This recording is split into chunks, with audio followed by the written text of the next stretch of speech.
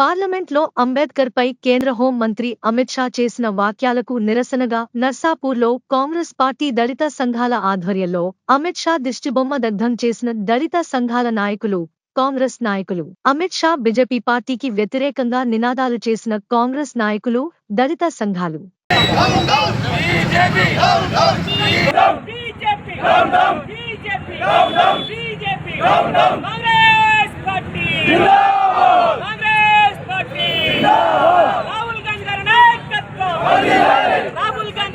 సాక్షాత్తు కేంద్ర మంత్రి అయినటువంటి ఒక బాధ్యతాయుతమైన పదవిలో ఉండి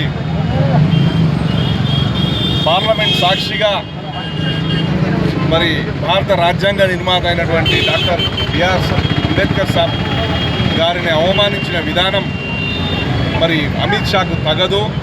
కాబట్టి ఈరోజు నర్సాపూర్లో నిరసన ర్యాలీని నిర్వహించి మరి ఈరోజు అందరం కూడా దిష్టిబొమ్మ దగ్ధం చేయడం జరిగింది. ఇది స్పందన, ప్రజల నుంచి వచ్చినటువంటి స్పందన. ముఖ్యంగా రాజ్యాంగాన్ని తుడిచిపెట్టాలని, రాజ్యాంగ పునాదులను కదిలించాలని బీజేపీ ప్రభుత్వం గత 10 సంవత్సరాలుగా ప్రయత్నం చేస్తుంది. ప్రజలందరూ, దేశ ప్రజలందరూ గమనిస్తున్నారు. అందులో భాగంగానే ఒక విద్వేషాన్ని రెచ్చగొట్టే విధంగా ఒక అసహనాన్ని బహిర్గతం చేసిండు ఈరోజు అమిత్ షా పార్లమెంట్ సాక్షిగా. మరి దేశవ్యాప్తంగా, ప్రపంచవ్యాప్తంగా మన్ననలు పొందినటువంటి భారత రాజ్యాంగ నిర్మాత మన నాయకుడు మరి డాక్టర్ భీమ్రావ్ అంబేద్కర్ సాబ్ మరి ఈరోజు మరి అవమానపరచడం చాలా దురదృష్టకరం. ఇది ఎంతవరకు తగదు. ఎందుకంటే ఎక్కడికక్కడనే మనము దీన్ని అడ్డుకోవాల్సిన అవసరం ఎంతైనా ఉన్నది. మీకు తెలుసు, దేశాన్ని మతం పేరు మీద, మరి కులాల పేరు మీద మరి విద్వేషాలు రెచ్చగొట్టి విడదీసే కార్యక్రమం చేస్తున్నారు. వీళ్ళందరినీ కూడా భారత రాజ్యాంగం ఏర్పరచుకుందే మరి విభిన్న జాతులను, విభిన్న సంస్కృతులను ఏకతాటిపై నిలబెట్టే మన భారత రాజ్యాంగాన్ని, భారత రాజ్యాంగ నిర్మాతను నియంత్రిత పోకటి మతతత్వంగా వాళ్ళు వాళ్ళ పార్టీని నడిపించాలని కోరికను అమిత్ షా రూపంలో వారు బహిర్గతం చేయడం జరిగింది.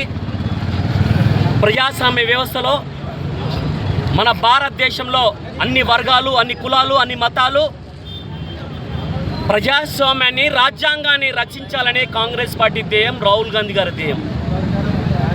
ప్రధాన ప్రతిపక్ష లీడర్గా ఈ దేశ ప్రజల కోసానికి కృషి చేస్తుంటే రాహుల్ గాంధీ గారిని ఒక్కడిని దృష్టిలో పెట్టుకొని కాంగ్రెస్ పార్టీని నష్టపరచాలని అమిత్ షా గారు రాజ్యాంగానికే మూలకర్త అయినటువంటి డాక్టర్ బిఆర్ సాహెబ్ అంబేద్కర్ గారిని అవమానించడం జరిగింది.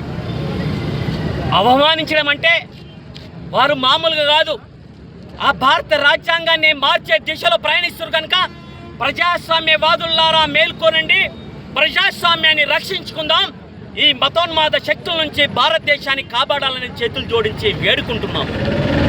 రాహుల్ గాంధీ గారి నుంచి ప్రతి కాంగ్రెస్ కార్యకర్త కూడా ఈ ప్రజాస్వామ్యానికి విలువనిస్తూ, ఈ దేశ సంపదనే ప్రజాస్వామ్యం, ఈ రాజ్యాంగమే.